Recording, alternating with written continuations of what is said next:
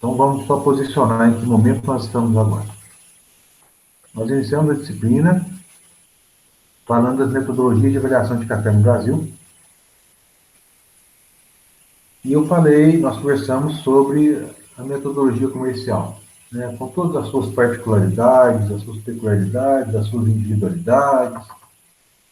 Né? Então, ocupamos um tempo com isso. Depois nós começamos a estudar a instrução normativa.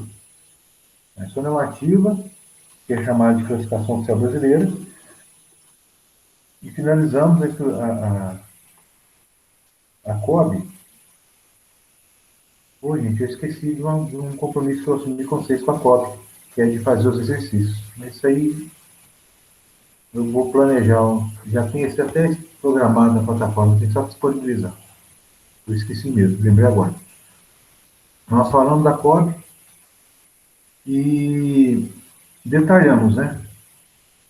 Todas as classificações, os detalhes, né, da classificação, tanto a classificação física quanto a classificação sensorial, e ficou claro para todos nós o quanto a COB ela é detalhada em termos de classificação física e o quanto ela é questionável quando a gente se refere à classificação sensorial, né?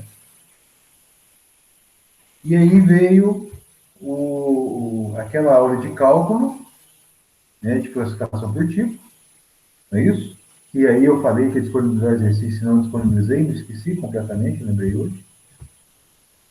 E veio o trabalho que vocês já ou entregaram pessoalmente, ou me entregaram via portaria do campus, ou enviaram pelos correios, que foi aquele trabalhozinho lá, né, que vocês fizeram com relação aos efeitos, com relação à granulometria, os 100 grãos, moca, chato, cabeça e mais os efeitos, né? Finalizamos aí o estudo da IM 08 de 2003, né? E aí veio a semana de cursos, né? A semana de palestras, o ciclo de palestras da semana passada. Foi bom para poder todo mundo dar uma respirada, dar uma modificação, uma modificada na rotina, né? Pessoas novas, visões novas, né? Voz diferente, assuntos diferentes, complementares. Então, o ciclo de palestras é sempre interessante. Eu não pude acompanhar do jeito que eu gostaria, por conta dessa minha mudança de casa. Passei um terreno danado aqui, porque é uma casa que foi recém-terminada, estava sem ligação elétrica, e aí virou uma complicação danada, porque atrasou demais em mudança, internet, virou um rolo danado. Mas agora, graças a Deus, está tudo encaminhado. E nós chegamos na aula de hoje, né? Todas as atividades que foram até então propostas, todas elas já finalizaram o prazo. Não é isso? Com relação à disciplina de classificação e qualidade de café. Não é esse ponto que nós estamos, Sueli? Sim, Zé. Exatamente. E aí, meninos e meninas, de tudo que nós falamos até agora, alguém quer falar alguma coisa, perguntar alguma coisa, fazer alguma consideração do que foi falado até o momento? Ou nós já podemos dar andamento no nosso próximo assunto?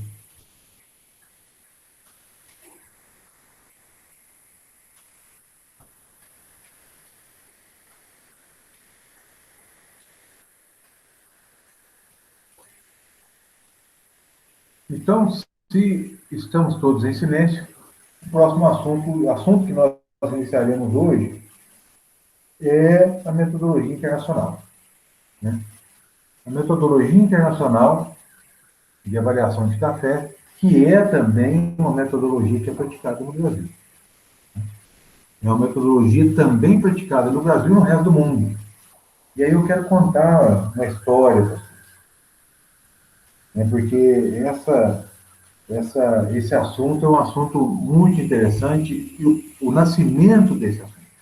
a geração a concepção da metodologia internacional, ela é muito interessante, porque ela veio de um buraco de comunicação, vocês vão entender, e isso demandou uma metodologia que proporcionasse uma, é só um minutinho,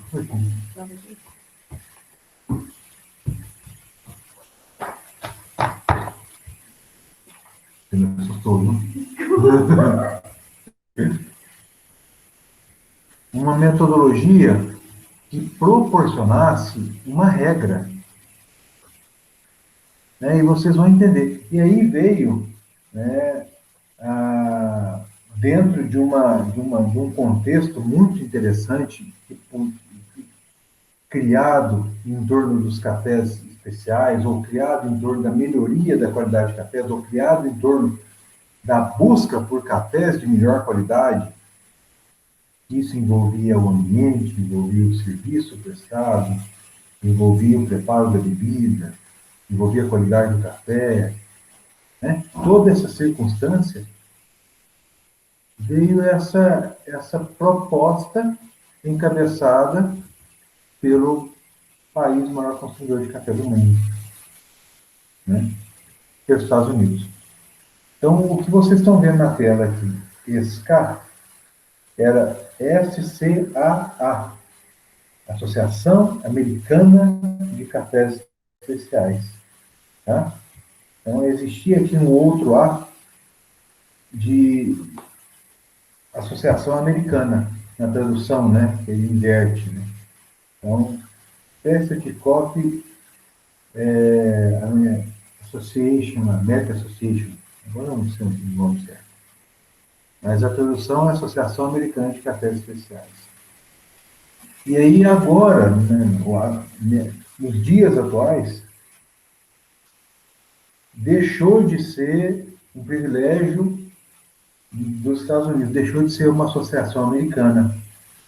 E hoje é uma associação de cafés especiais, que congrega, que aglutina vários países, várias associações de várias nações, sabe? Pode-se dizer que é uma metodologia realmente global e tem orientado grande parte do comércio de cafés especiais do mundo. Então, essa conversa nós vamos iniciar hoje. Tá? Eu quero mostrar para vocês um pouco dessa história. Eu participei dessa história, eu participo dessa história aqui no Brasil. Eu fui instrutor da SCA aqui no Brasil por 4 anos, instrutor assistente. E depois eles me tiraram por uma situação muito interessante, que eu fui excluído da SCA com muito orgulho. Depois eu vou contar isso para vocês. Por que eu fui excluído. E então é um contexto muito interessante que foi criado em um contexto em uma situação que vem se fortalecendo a cada ano. Só vocês pensarem o quanto essa questão de cafés especiais, o quanto esse termo cafés especiais tem sido falado próximo a vocês, de uns 2 ou 3 anos para cá. Ou seja, estou falando de 2018 para cá. E a metodologia internacional proposta pela SCA lá no começo, começou em 1998. Então, nós estamos falando em 22 anos, 21 anos.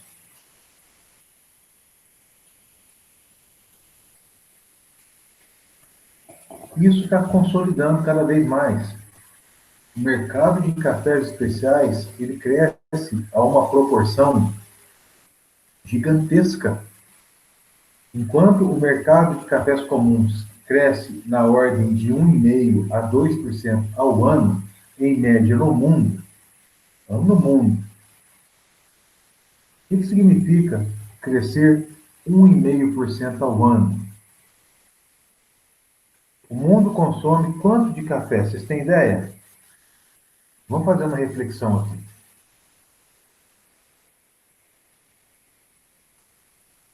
Alguém tem ideia de qual é o consumo de café do mundo?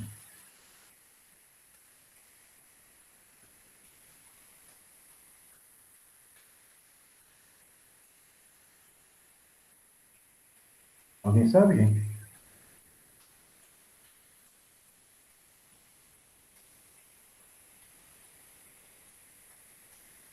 Milhões, eu acho. Hã? Acredito que milhões. É, 100 sim, milhões, cento e pouco. isso. Mas isso é um número que é interessante vocês saberem. Aqui, ó, deixa eu.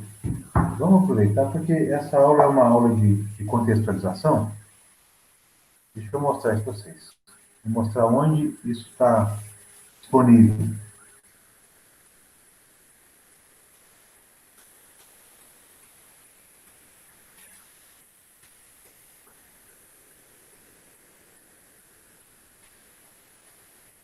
Vou mostrar isso onde essa informação está disponível, tá, gente?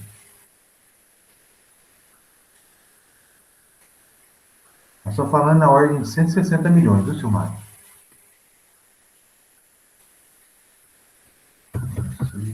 Eu tinha visto na COB, não, na CONAB. É isso aí. A Conab está trazendo informações da Organização Internacional do Café. Vejam, vocês estão vendo esse site aí, né? Organização Internacional do Café. Estatísticas. Deixa eu lembrar onde que é agora.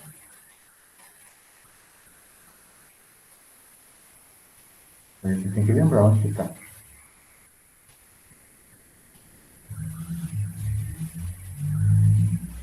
Espera aí. Aqui, ó. Consumo de café no mundo. Consumo de café no mundo. Estão vendo aqui? 166 milhões, porque aqui é 166.346. Só que é em 1.000 sacas de 60 quilos.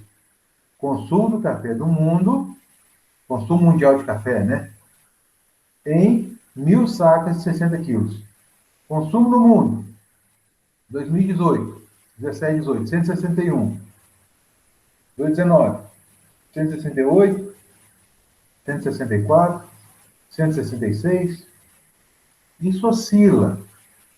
Oscila porque as informações, elas passam de um ano para o outro. Não consegue ter uma informação real, em tempo real.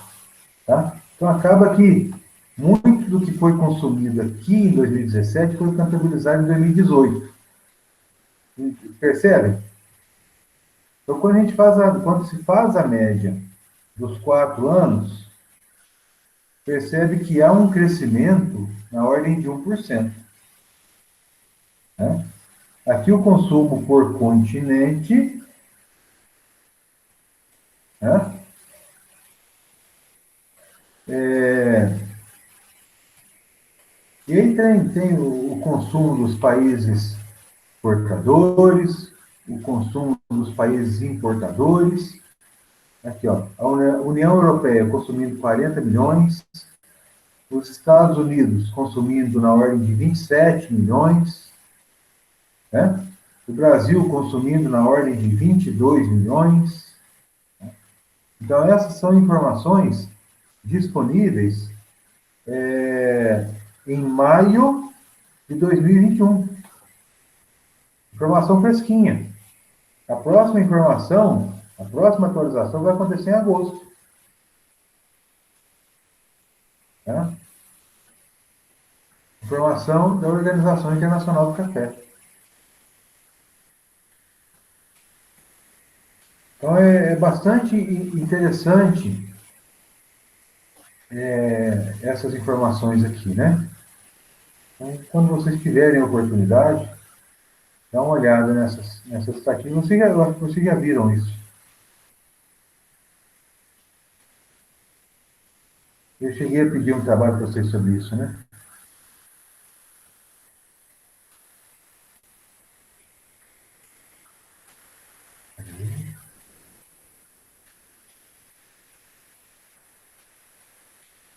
E aí eu estava falando para vocês do consumo de café no mundo. Nós estamos falando de um crescimento médio anual na ordem de 1%, que diz a Organização Internacional do Café. A BIC fala de 1,5 a 2, né? No Brasil.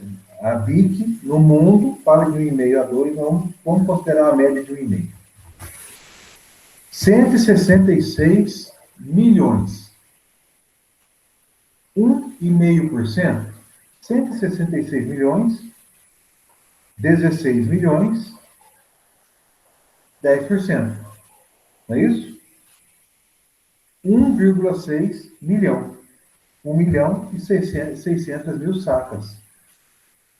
Isso é o crescimento de consumo anual mundial. Ou seja, se essa taxa se for mantida ao longo de 10 anos, o mundo irá consumir a mais vamos dizer, em torno de 15 a 20 milhões de sacas, num prazo de 10 anos. Isso é uma análise a médio prazo, curto e médio prazo. Aí a gente já pode entender, será que café será um bom negócio? Será que a profissão de vocês é uma profissão que vai ter campo? Percebam. Olha o cenário de hoje. Isso para cafés comuns. Agora, o que se diz em termos de consumo de cafés comuns no Brasil? Enquanto a Organização Internacional do Café, que eu mostrei para vocês, está falando de 1% ao longo de 4 anos, crescimento no mundo. A BIC fala na ordem de 1,5% a 2% no mundo. O Brasil cresce o consumo de cafés comuns na ordem de 4%. Mais que o dobro. Isso informações da BIC, publicado, não sei se o ano passado ou retrasado, não me lembro com certeza. E nós somos o segundo maior consumidor de café do mundo. Né? Primeiro, Estados Unidos, nós somos o segundo, os Estados Unidos são 26, nós somos 22, um consumo de 22 milhões de sacas. Mas o detalhe que eu quero chegar é a referência do crescimento do consumo de cafés especiais.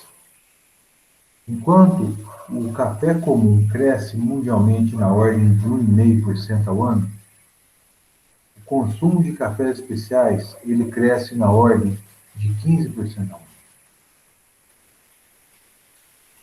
Só que existe uma diferença muito grande nessas questões de consumo de cafés comuns para o consumo dos cafés especiais. Algumas diferenças. O consumo do café comum, o consumo do café commodity, ele não tem muita variação. A visão que se tem do café comum é aquele produto que é encorpado, forte, né, que tem essas características todas que vocês já conhecem, né, de uma bebida robusta, mas é o café pelo café. O consumo de cafés especiais, ele não é só o consumo do café enquanto bebida. Ele é envolto de uma série de coisas. Ele é envolto de uma série de circunstâncias. Envolve ambiente, envolve alimentação, envolve bem-estar, envolve o preparo, sabe? É nessa circunstância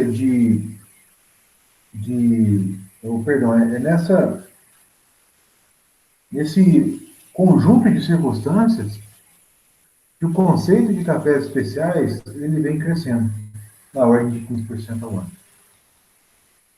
Né? E cada vez mais, vocês me corrijam se eu estiver enganado, cada vez mais, vocês, como eu, né, vocês estão ouvindo mais sobre cafés especiais. Vocês estão ouvindo mais produtores falarem sobre cafés especiais, vocês estão ouvindo mais clientes querendo, compradores de cafés especiais, vocês estão ouvindo mais falar sobre cafeterias que trabalhando com cafés especiais, vocês estão ouvindo mais falar em provadores de cafés especiais, vocês estão ouvindo falar cada vez mais de tudo que envolve essa questão de cafés especiais. É verdade ou mentira? Alguém discorda disso?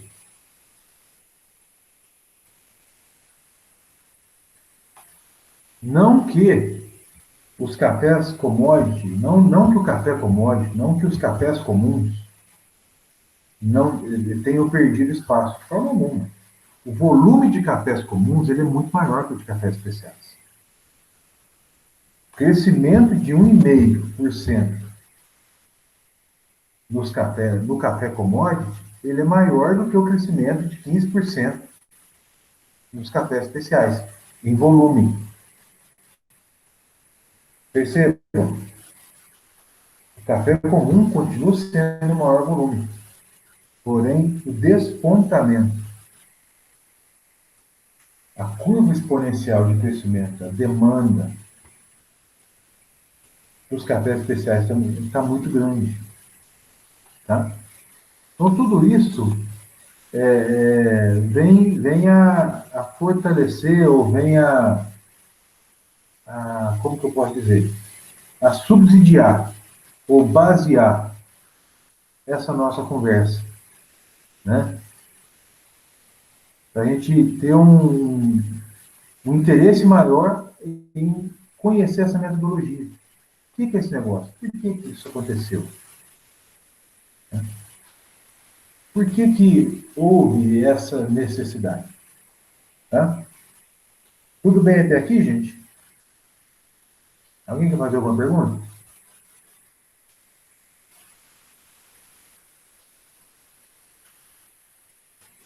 Então vamos continuar. Esse slide aqui foi um dos slides apresentados na aula da instrução normativa. E por que ele está aqui? É só para dizer para vocês o seguinte: nós somos o país maior produtor de café no mundo, nós somos o segundo maior consumidor de café do mundo, tanto em cafés comuns quanto em cafés especiais. O crescimento do consumo de cafés especiais, de negócios artesanais de cafés especiais, tanto microtorrefadoras quanto cafeterias, tem crescido muito, muito, muito no Brasil. E nós temos aqui dentro, nós temos aqui no Brasil, tanto para o comércio, para as questões do comércio interno, quanto para a exportação, as descrições da instrução normativa. Ou seja, um café bebida dura, que é um café de bebida limpa, não apresenta defeitos sensoriais, mas ele é astringente. Essa é a descrição do café de bebida dura. Descrição das bebidas fenicadas, cafés com defeitos sensoriais que não são cafés especiais. Bebida dura já não é especial. Tá? Riada Rio e Rio Zona, que fala dos cafés com defeitos sensoriais. Sabor de remédio, iodoforme, madeira, rançoso, uma série de defeitos sensoriais, de sujeira sensorial, que são chamados de defeitos. E aqui variando a intensidade. Né? Então, isso aí foi parte da última aula, do último assunto, quando nós falamos dos subgrupos, né? Dentro das bebidas de arábica. E nesse grupinho verde estão os cafés especiais, variando em intensidade. Do menos intenso, que é o apenas mole, que é um café que não apresenta astringência, porém ele é pouco doce, pouco intenso, tá? Mas ele não é astringente. E aí ele é a tábua de limite de um café especial, e vocês vão entender o que significa esse limite daqui a pouco, porque essa metodologia ela tem duas questões muito interessantes que eu vou apontar para você. E à medida que ele vai aumentando a intensidade e a complexidade, intensidade de doçura, de acidez, de corpo, e a complexidade dessas questões, né, fragrância, de aroma, de sabor, de finalização, ele vai sendo elevado de patamar, de apenas mole para mole para estritamente mole. Porém, a descrição da COB, ela é extremamente questionada, incipiente, confusa, né? Em termos de mercado internacional, o que nós temos? Como fica a comunicação entre produtores e compradores internacionais? Nós temos aqui o nosso vendedor brasileiro, né? Seja um produtor, seja uma empresa brasileira, falando do lado de cá. Olha, comprador dos Estados Unidos, eu tenho aqui no Brasil 200 sacas de um café bebida dura. Aí esse cara do outro lado da linha vai perguntar, mas o que é um café bebida dura? Ou então esse camarada vai falar, olha, eu tenho aqui no Brasil um café peneira 16 acima, com vazamento de 5%. Tudo bem, é uma questão de física, unidade de tanto, não sei o quê, mas a descrição sensorial, bebida mole. O que é um café bebida mole? Como que traduz um café bebida mole para o japonês? Como que traduz um café bebida mole, a descrição de um café bebida mole para o inglês? É um trem esquisito. Tá? Então, essa comunicação, ela gera isso. Esse camarada fala, eu tenho um café bebida apenas mole. E esse do lado de lá vai falar assim, o que esse maluco está falando para mim? E aí fica muito difícil essa questão do comércio internacional, porque esse camarada que está recebendo a informação via verbal, ele não consegue entender a descrição. Por quê? O que nós falamos é intraduzível, porque a descrição ela é interna e superficial. Vocês percebem isso? Então, esse cara aqui, que recebe a informação, ele fica questionando. E ele só vai fechar negócio a hora que ele provar o café. Aí sim. Aí ele está com o café ali na frente. Só que existe um outro problema grande. Qual é a metodologia que foi usada? Para esse aqui, que é o brasileiro, que é o que está falando, esse aqui falando, eu tenho um café de bebida mole. Qual a metodologia que ele usou? Qual a granulometria que ele usou? Qual a curva de torre que ele usou? Quanto tempo o café descansou? Qual a granulometria da moagem? Quantas xícaras? Qual a temperatura da prova? Será que a metodologia que ele usou foi a mesma que o japonês provou? Lá do outro lado do mundo? Porque, vejam, se nós temos o mesmo café, e esse café for provado com todos os defeitos, ou for provado sem os defeitos, a avaliação sensorial muda completamente. Isso aí eu falei para vocês na aula de classificação sensorial, na aula de instrução normativa. Né? Falei, estou vindo falando para vocês desde a aula de sistema de classificação comercial, metodologia comercial, dessa despadronização. Então, isso também interfere na metodologia internacional. Isso tudo, gente, essa dificuldade na comunicação, essa dificuldade na explicação do café, a dificuldade no método de avaliação do café, tudo isso motivou a criação de um padrão de avaliação. Isso, a gente olha isso hoje, 20 anos depois, 22 anos depois, quase 23, e fala, olha, isso é uma coisa óbvia, né, Zé Marcos? Isso é hoje, né, está tudo consolidado, existe todo um sistema de instrutores assistentes, de laboratórios, de provadores, de arábica, de robusta. Hoje está certo. Hoje a gente consegue enxergar que isso é óbvio, mas lá atrás é construir isso tudo. Então são situações que a gente precisa entender o contexto para que a gente possa realmente compreender como isso é importante. E aí sim, vocês vão ter uma visão mais ampla de o quanto a instrução normativa número 8, com relação à descrição dos grupos, que são as bebidas, ela é incipiente. Ela é questionável.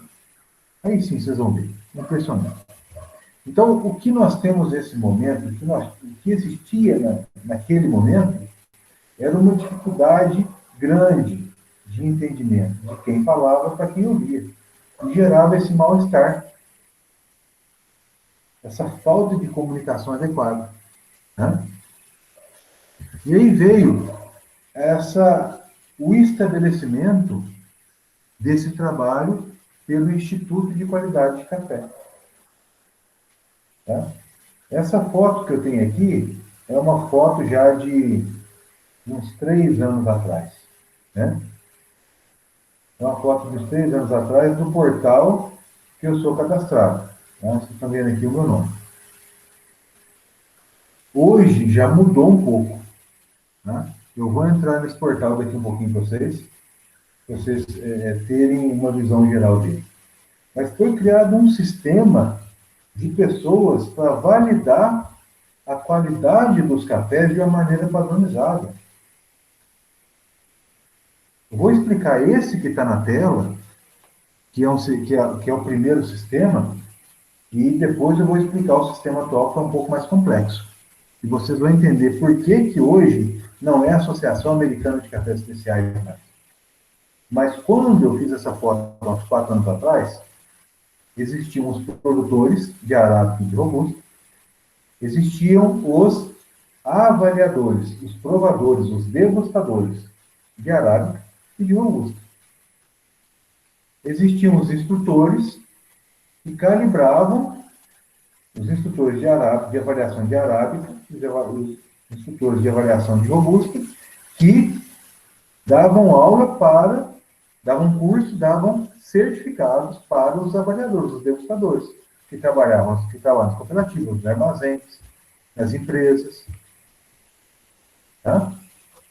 E os instrutores assistentes, que auxiliavam os instrutores a dar os cursos para os degustadores para avaliar os cafés dos produtores. Eu participo desse grupo, participei desse grupo de instrutor assistente por 5 anos.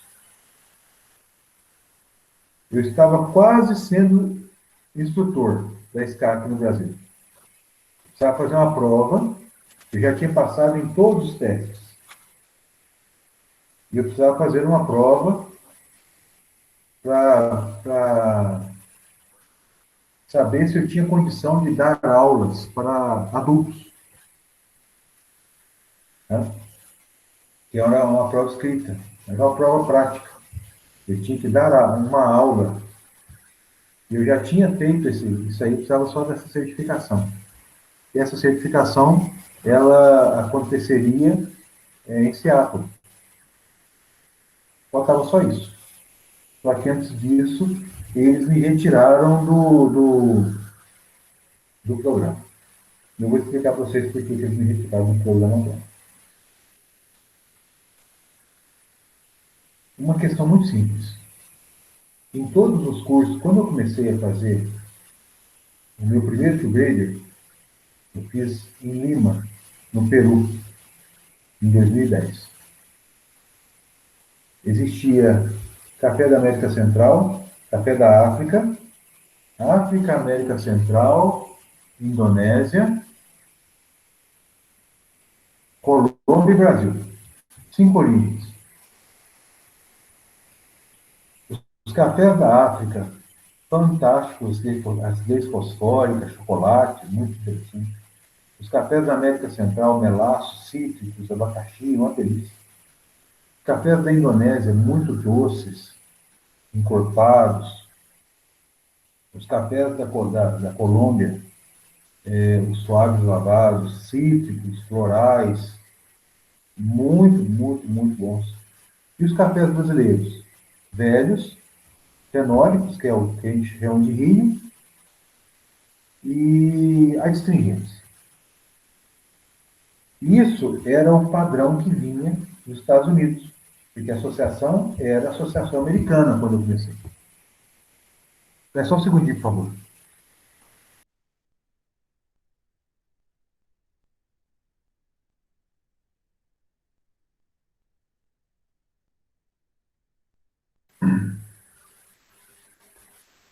E aí, quando eu comecei a fazer esses treinamentos, e eu consegui a certificação para o Grader, eu não consegui lá em Lima, eu fiquei reprovado em 2 provas, e eu vim terminar aqui no Brasil. Quando eu fiz aqui no Brasil, eu passei, depois que eu passei, eu bolei um curso preparatório para o Q-Grader, e aí eu comecei a fazer esses cursos, né, a ofertar esses cursos, e o meu instrutor me convidou para ser assistente dele, para que eu pudesse auxiliar, né, no curso que ele estava dando. E aí eu entrei como instrutor assistente por 4 anos nesse ano. E quando eu entrei como instrutor assistente, eu percebendo que eles só colocavam cafés velhos do Brasil, cafés com defeito, e eu já estava trabalhando com café do Paraná, já estava trabalhando com café do Sul de Minas, já estava trabalhando com café do Espírito Santo, em concurso de qualidade, eu comecei a colocar bons cafés do Brasil na mesa, nos cursos que eu era instrutor assistente. Eu torrava, nós provávamos, fazíamos uma média de pontuação de todos os instrutores, éramos 3 instrutores, e mais o instrutor principal, que era o Mark Curtis. Depois eu mando para vocês o link dele do Instagram para vocês conhecerem. E comecei a colocar bons cafés do Brasil nos cursos, porque eles só mandavam cafés ruins do Brasil nos cursos. E aí eu fui denunciado, porque eu estava mostrando os bons cafés do Brasil e isso não poderia acontecer.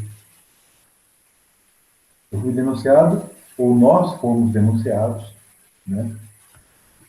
Eu, Bruno da Academia do Café, que é um cara fantástico, Thiago, que é sobrinho dele, porque nós começamos a colocar nos cursos cafés bons do Brasil e isso estava divulgando a qualidade dos cafés do Brasil de diversas regiões e isso não estava sendo bom para outros países. E até o primeiro instrutor no curso que eu fiz em Lima, ele chama Jason, não me lembro o nome completo dele. O Jason, no curso que eu estava fazendo, eu lembro que era uma sexta-feira, foi o dia da mesa de café do Brasil. E lá estávamos em 5 brasileiros. Eu, o Cláudio Baquião, de Nova Resende, o Ivan Freire, de Nova Resende, Zé Antônio, que é dono, sócio da Capricórnio, exportador de café do Paraná, e a Miriam Aguiar, que é dona de uma propriedade de produção de cafés especiais aqui em Santo Antônio do Amparo. produtor de café orgânico, em um hotel fazenda, muito interessante, propriedade bem bonita. Ele falou assim, me lembro perfeitamente, o dia que os brasileiros descobrirem a qualidade dos cafés especiais que eles produzem, os países da América Central estão todos comprometidos, porque nós produzimos uma diversidade muito grande em grande volume. E existe uma pessoa aqui no Brasil que eu tenho um grande respeito, chamado Edinaldo José Abraão. Não sei se alguém da classe ouviu falar dele. Eu tenho 5 minutinhos, vou usar esses 5 minutinhos para falar do Edinaldo, e na próxima aula eu volto nesse slide e abro o site para falar para vocês como que é o site hoje. O Edinaldo José Abraão foi uma das primeiras pessoas a falar de café na Emater, porque o café no Brasil ele era assunto do IBC até 1990, Instituto Brasileiro do Café. Não sei se vocês já ouviram falar nisso. Mas em 1990, o presidente até então presidente Fernando Collor de Mello, ele fechou o IBC. Todas as políticas relacionadas a café eram detidas pelo IBC, financiamento, assistência técnica, pesquisa, extensão, tudo. O IBC foi extinto. E aí veio um vazio técnico na cafeicultura brasileira, com a produtividade média no Brasil de 9 sacas por hectare. Hoje nós estamos com a produtividade média de 25 a 28 sacas por hectare. Em 1990 era 9. E fechou o IBC. Essa produtividade era baixa porque nós estávamos num sistema de cotas. Né? Vocês já fizeram um trabalho sobre as cotas, não é isso? Eu acredito que foi para a classe do seguinte.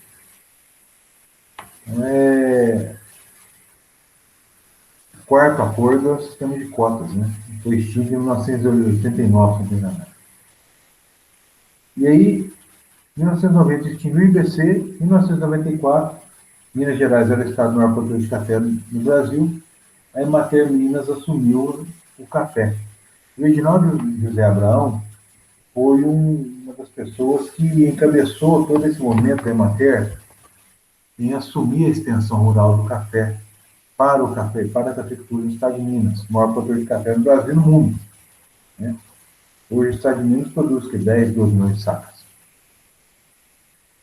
Enquanto o Brasil vai produzir 50 milhões, e o mundo 160 e poucos milhões. E quase 10% da produção do mundo. O Edinaldo, ele tem uma frase muito interessante. Na verdade, ele tem duas frases muito interessantes. A primeira é que ele fala que até pau de cerca da flor de café, né? O difícil é a flor vingar. Essa é a primeira frase dele. Me lembro disso. O Edinaldo foi um professor que eu tive quando eu trabalhei na Emater. Cara, de um conhecimento fantástico. E a segunda frase que o Edinaldo fala, ele fala o seguinte, que o Brasil, ele tem café do mundo inteiro dentro do Brasil. Quando ele falava isso, eu não era provador de café naquele tempo que eu trabalhava na Emater, né? Eu ouvia aquilo e pensava, por que esse homem fala isso? E aí hoje, entendendo que a produção de café é muito influenciada por questão climática e microclimática, e também questão de manejo, em especial questão de pós-colheita, eu vejo perfeitamente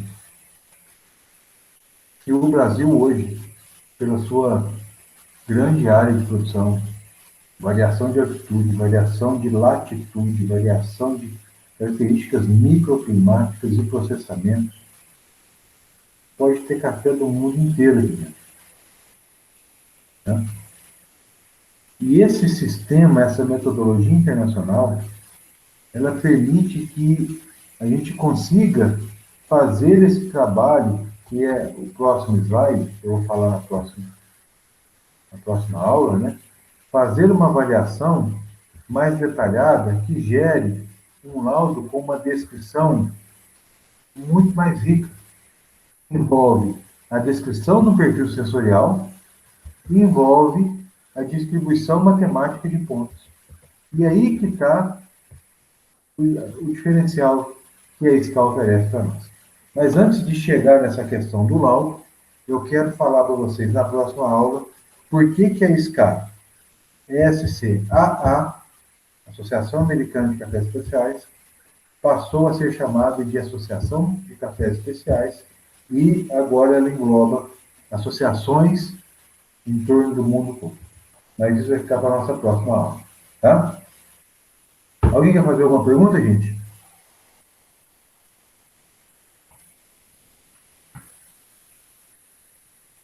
Então, se vocês não têm perguntas, vocês estão liberados, nos encontramos na quarta-feira. Muito obrigado, viu?